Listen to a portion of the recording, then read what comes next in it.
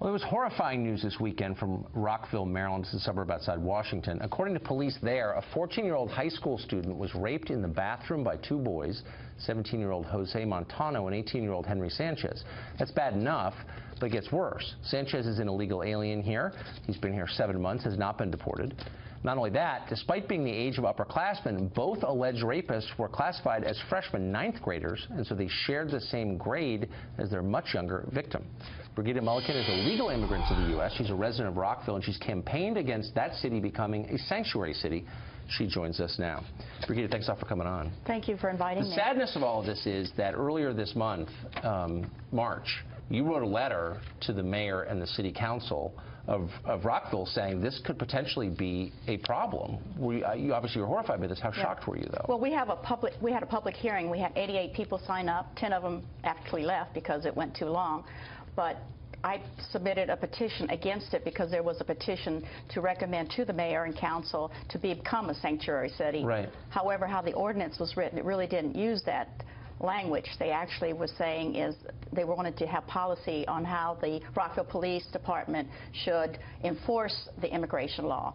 And of course we know that Montgomery County is very liberal, and I think that the city's going to follow their suit. The other problem is that the state is going forth with making it sanctuary state, and quite a few of us are upset about this.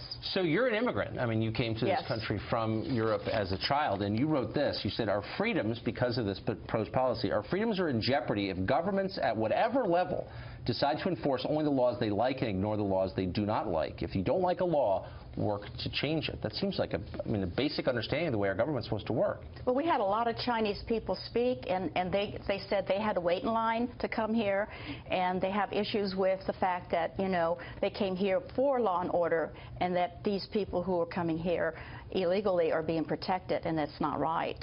So they came here because they wanted to live in a place where law is taken seriously, people are treated equally under it. Exactly. Ooh, the bitter irony for them and for you. Is that how you feel as an immigrant? Well, definitely so. I mean, I'm really for law and order. I've been fighting for this, but when this situation in Rockville happened, it made me really upset because of the fact that a 14-year-old girl was not protected in the high school, and all the money that we in Montgomery County pay for our taxes, which goes to mostly the school, that they have a situation where they allow illegals to come into a high school at 17 and 18, illegal, don't speak English, and have an opportunity to do this kind of crime for a 14-year-old is really very, very disheartening. And there's one of the alleged perpetrators right there. I mean, look, most people who come to this country legally or illegally are not like this guy is alleged to be. But the truth is, it does not improve your school if a lot of people come who can't, for example, speak the language. I mean, it doesn't make your school better, does it? What they should have done is put him in some sort of remedial English and learn some English first.